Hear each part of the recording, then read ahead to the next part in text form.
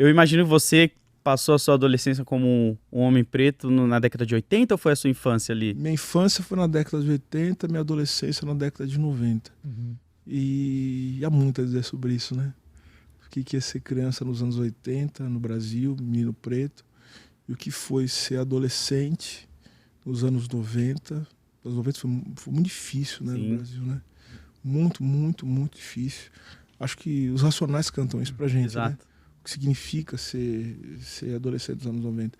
E é curioso porque nesse período, era um período também que eu me envolvi mais fortemente com a música, né? Uhum. Eu sou guitarrista, toco guitarra. Então tava uma onda de você...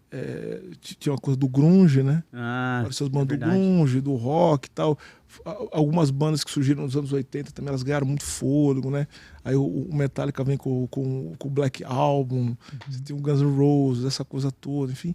E eu tava no colégio, e eu sempre fui muito nerd, assim, eu sempre gostei, eu sou muito obsessivo, assim, quando eu preciso fazer alguma coisa. E aí eu ganhei uma guitarra do meu pai, uma guitarra, uma Giannini, assim, né, que eu queria. E eu estudava muito, assim, eu estudava guitarra o dia inteiro. Tanto que a primeira coisa que eu dei aula na vida foi de guitarra. Olha aí. De música. Eu era professor de música. Caramba. Então, eu ficava fazendo pattern lick, ficava fazendo escala o dia inteiro e com o metrônomo lá treinando a velocidade. Caraca! O dia inteiro fazendo isso. Só que aí tinha essa coisa do ser negro. E em 95, eu tinha 16 para 17 anos, eu entrei na faculdade de Direito. Entrei muito cedo na faculdade de Direito.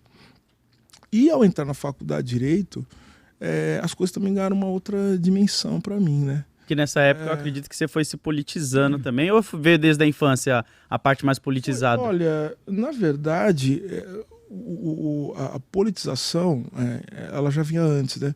Porque essa coisa do ser negro sempre foi muito forte na minha família, né? Como eu falei, por causa das minhas tias, né? Das mulheres pretas da minha casa. As minhas tias, muito forte. Assim, é engraçado que a primeira vez que eu ouvi alguém falar que era socialista, assim, foi a minha tia, né? Olha aí. E meu pai era meio conservador, eu lembro deles brigando, assim, né? Eu não entendia muito bem o que era aquilo, mas eu gostava mais do que a minha tia falava do que o meu pai falava, né? Embora eu amasse demais meu pai. Eu até contei pro presidente Lula uma coisa engraçada, né? Eu falei, presidente Lula, sabe que meu pai ele ficava criticando o senhor, né? Falando assim, eu não gosto do Lula, não sei o quê. Aí um dia o senhor foi na faculdade, o Lula foi na faculdade. E ele me tratou tão bem, ele me abraçou, ele me tratou bem. Então eu cheguei em casa falando, pai, conheci o presidente, conheci o Lula, ele não era presidente, era candidato e tal, né? Foi antes dele ganhar a eleição, né? Pela primeira vez, isso foi nos anos 90. Falei, pai, conheci o Lula, ele me tratou tão bem, ele é tão legal. Esse dia em diante, o meu pai virou fã do presidente Lula. Olha aí. Porque ele tratou bem. Isso é uma lição pra gente fazer política, tá? Isso é uma lição pra gente fazer política. O meu pai começou a amar o presidente Lula, hoje o presidente Lula, porque ele tratou bem o filho dele. Olha aí. Né? E o último voto que meu pai deu na vida foi pro presidente Lula. Olha aí. Caraca, que da hora. É louco, né? Foi algo que chamou muita atenção da gente quando ele esteve aqui, sobre como ele tem um comportamento tão caloroso. Sim. Né? Eu fiquei realmente impressionado. Eu imaginava que, porque ele veio num contexto em que ele estava na reta final, faltavam 2 semanas para a eleição presidencial. E a gente imaginou que fosse ser algo. Eu imaginava que eu ia encontrar uma figura muito mais aérea, muito mais assim, no Cabeça modo mil, automático, Nada Ninguém vira presidente do Brasil Nada 3 disso. vezes à toa, cara. Ninguém vira. Então isso é isso. Então a politização ela já veio isso. Ela veio muito dessa coisa de ser negro dentro de casa. Mas eu acho que tem 3 elementos da vida de um homem negro que são centrais, né? Assim, para entender essa consciência política. Acho que é o samba, né? Assim, por incrível que pareça, as pessoas podem estar nos ouvindo agora e vão achar estranho. Mas em casa a gente ouvia muito samba. E a gente ouvia muito samba, e as letras de samba tinham muito essa consciência. E no meu caso, especificamente, enredo, samba enredo. Porque eu sou de uma família também de escola de samba. Meu avô foi um dos primeiros diretores do Vai Vai. Que da hora. Né? Foi fundado na casa do meu bisavô. Olha aí. Né?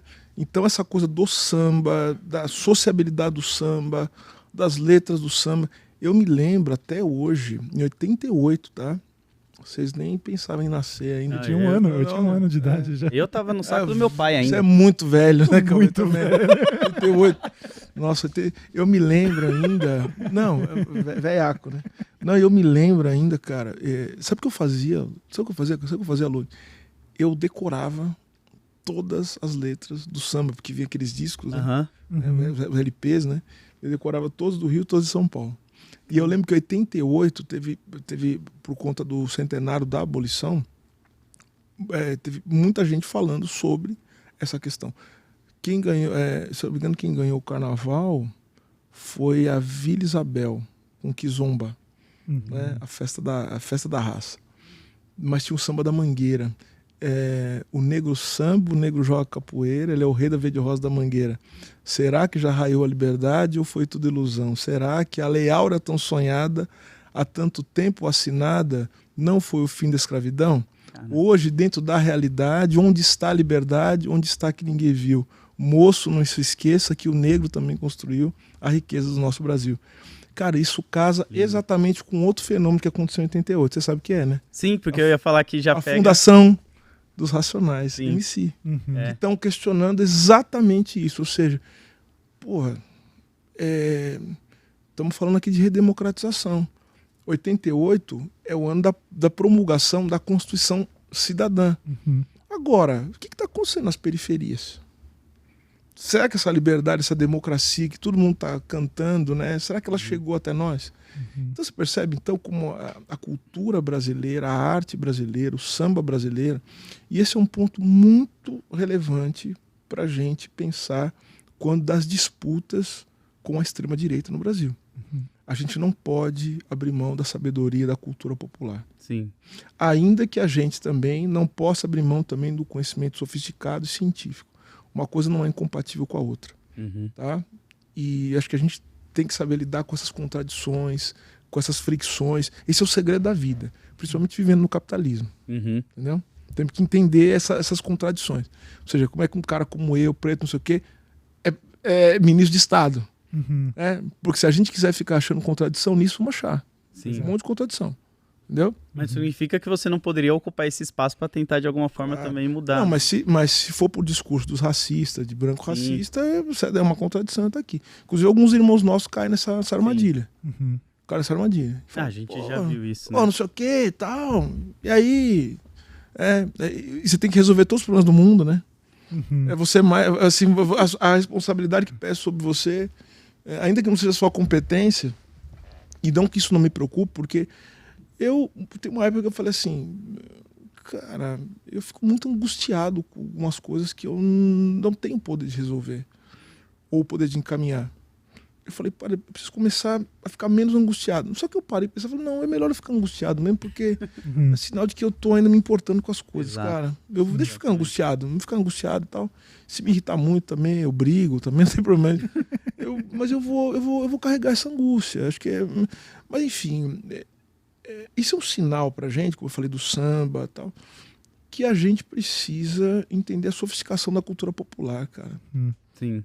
Sabe, entender, sabe, ouvir o que os caras do rap têm a dizer, ouvir o que os caras do funk têm a dizer, as contradições, entender o que está acontecendo, inclusive em São Paulo, sim, sabe? Exatamente. Então, eu acho que é importante a gente não desprezar a sensibilidade popular. Tem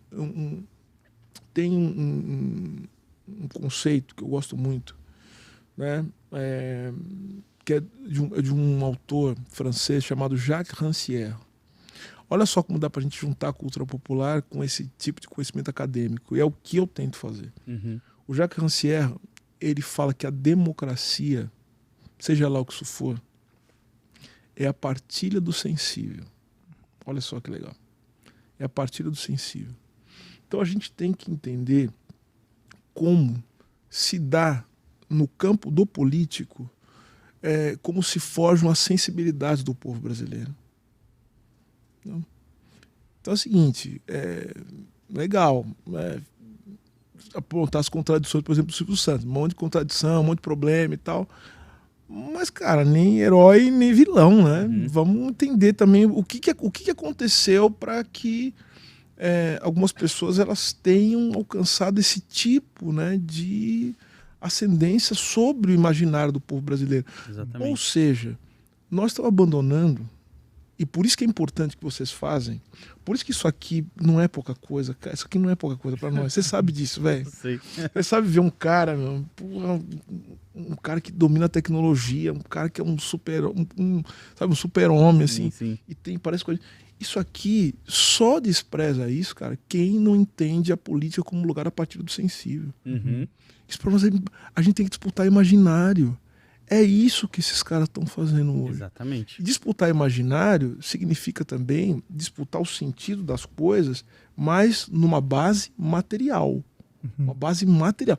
Não adianta ficar fazendo um discurso bonito, dizendo que a vida vai ser melhor, não sei o quê, e ao mesmo tempo não oferecer as condições materiais para que essa vida se torne melhor. Porque daí a captura da extrema-direita. Exato. A extrema-direita captura fácil. Porque assim, o mundo tá para eles, cara. O mundo tá todo destruído, detonado e tal. Então, eles fazem o diagnóstico certinho. Eles falam assim, ó, esse mundo tá uma desgraça, precisamos mudar o mundo. Vocês discordam? Não. O problema é a solução que eles dão, né? Mata fulano de tal, mata aquele grupo, mata o negro, mata o judeu, mata o muçulmano, não sei o quê, mata o pobre. Ou então a solução é a seguinte, você esquecer essa desgraça de Estado, vamos deixar pra lá isso aí, vamos vender tudo, vamos passar tudo no colo, vamos privatizar vamos acabar não sei o quê, esse negócio, vamos dar voucher. É essa a solução que eles dão. E a solução é totalmente errada. Nós falamos a mesma coisa, só que nós falamos assim, não, o caminho é da esperança, vamos mudar o mundo, não sei o quê.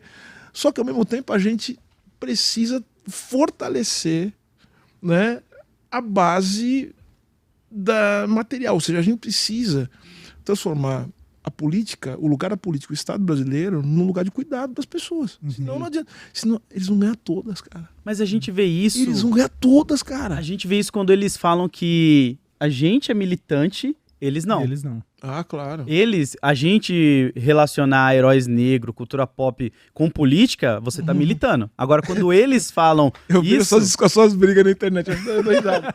Mas é porque a gente tem que estar nesses espaços. Claro que porque se você acha que não tem que estar, eles vão lá, eles pegam esses adolescentes que ainda estão se formando ali a consciência política deles e levam pro lado deles com facilidade. Porque não considera que existe uma predominância branca e tudo mais nesses espaços, que é o status quo que foi formado por causa de um cenário político do É isso que eu chamo de racismo estrutural. Você entendeu? Então o sujeito acha que... eu acho muito engraçada a discussão, o cara fala assim, não acredito que vão criar uma Terra 2 e que o super-homem, Superman é negro. Isso é um absurdo. Como é que pode... Aí eu falo, irmão, vamos lá. Não chamo de irmão, não, porque não é coisa nenhuma. Eu falo, cara, seguinte, vamos ter um pressuposto aí nessa história. O super-homem não existe. Acho que o primeiro ponto que a gente precisa discutir é isso aí. Gente, isso aqui é uma história em quadrinhos. Não existe. Vamos começar por aí. E se não existe, então significa que é um lugar aberto para a fantasia. Exato. Para o imaginário. Pra gente... Agora, eu acho impressionante, cara, os caras brigando porque desvirtuaram a origem. Mano, deixa eu falar o seguinte, origem é origem de uma coisa que não existe. Exato. Né?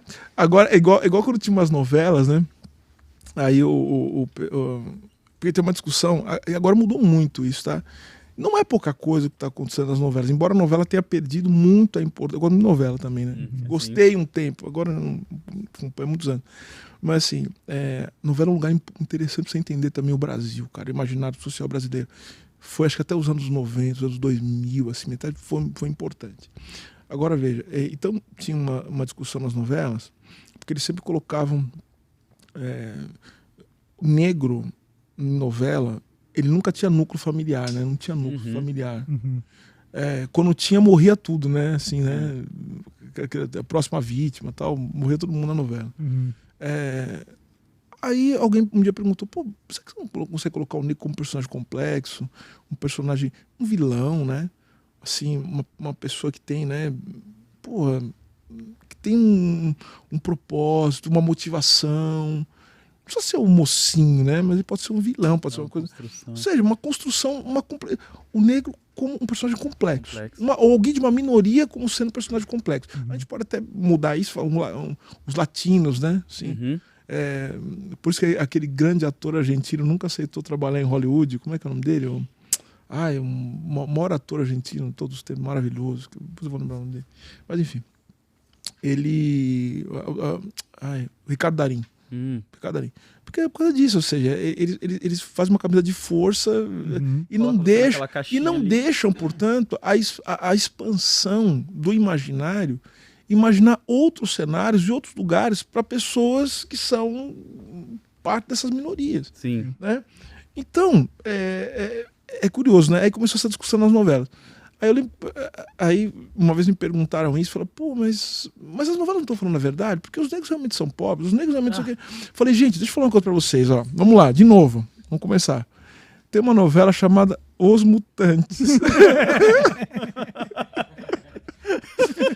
A novela parece dinossauro, gente soltando raio pelo olho. Ai, que sapão. Ai, que sapão, não é verdade? Dessa novela. Cara, gente... Vocês conseguem, com mais facilidade, imaginar dinossauros, gente soltando raio pelo olho. A gente foi para os anos 60, tinha lá a novela Saramandai, um sujeito que espirrava formiga, que tinha pé de árvore, o homem que criava uma asa. Aí tinha o Roque Santeiro, o professor Astromar, que vivia lobisomem. Mas vocês não conseguem ver um negro numa posição digna. Não pode. Olha como é que é isso, cara. É mais fácil ter gente soltando raio pelo olho do que um negro vivendo uma vida digna ou ter uma complexidade. Você vê o que é o racismo? Pois é. É isso que eu tô falando. Então, a disputa pelo imaginário é muito importante. Isso aqui, de novo, isso aqui não é pouca coisa. Isso não é besteira. Não é bobagem ter um cara como você falando de cultura pop. Tá disputando espaço com esses caras. Ó, eu fiz uma reunião esses dias, outra coisa também que eu gosto bastante. A gente nem falou das coisas do ministério. Ainda. A gente vai entrar lá, a gente vai chegar lá, a gente vai chegar lá. A pessoa fala assim, você não trabalha, né, filho? Só comprando gibi agora. Só comprando gibi.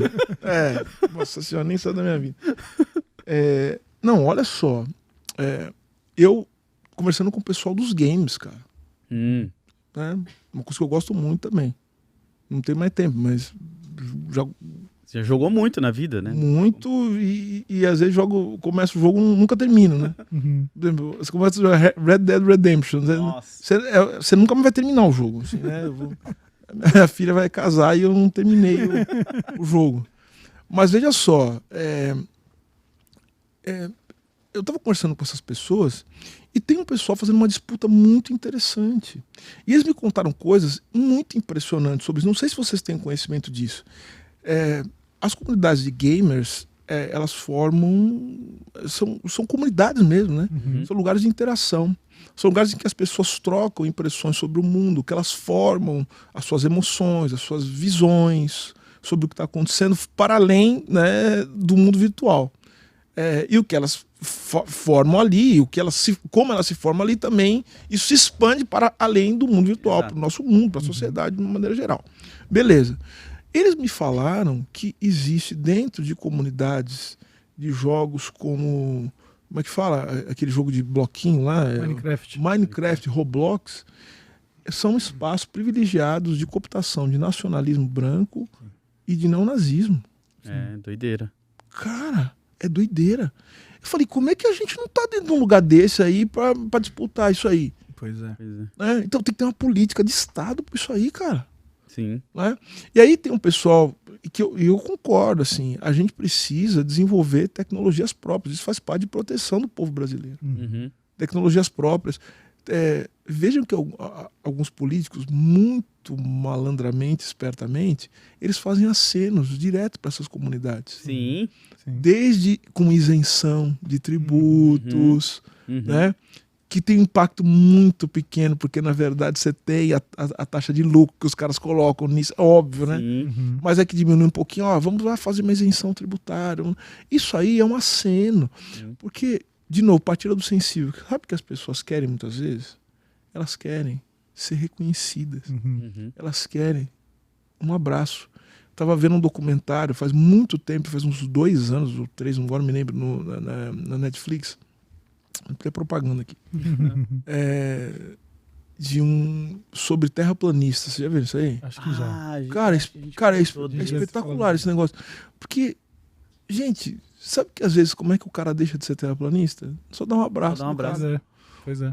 Você dá um abraço no cara, a terra fica redonda. Mas na hora. Não, tanto tem um casal lá de terraplanistas, cara, e os caras começam a transar. Simples, e a terra arredonda de novo, entendeu? às vezes o que basta é só um amorzinho assim, bem feito. Que a terra assim, ó, a terra é assim, ó. Ele só fez um amor, a terra. A terra junto, pegou. Você entendeu? E pra eles é mais fácil infiltrar nesses meios, porque volta no que a gente tá falando bastante. São adolescentes que estão ainda formando a sua consciência política e eles abraçam essas primeiras ideias porque falam, pô, esses caras aqui são legais, esses caras estão comigo. E a gente também fala muito sobre como muitas vezes o conceito de extrema-direita ele pode ser sedutor porque é simplório, porque ele vai pegar muitas vezes alguma emoção confusa da pessoa e dar uma resposta que é simples e direta, ainda que seja uma resposta canalha. Cara, o ódio mobiliza demais. Sim. O ódio mobiliza demais. O ódio... O filósofo francês Jean-Paul Sartre, ele fala, né? Ou seja, os grupos, né? Eles se formam a partir também do olhar do terceiro excluído, né? Ou seja, sabe aquele cara te olhando assim, te olha como falando, gente, a gente precisa se unir contra esse inimigo aí, cara. Né? Nesse caso não é nem grupo, né? É serialização, mas é outra história. Mas de qualquer maneira, gente, é isso. Você ter um inimigo para chamar de seu, assim, é uma coisa muito unificadora. E esses caras fazem isso porque eles são incapazes de dar soluções reais para os problemas reais das pessoas.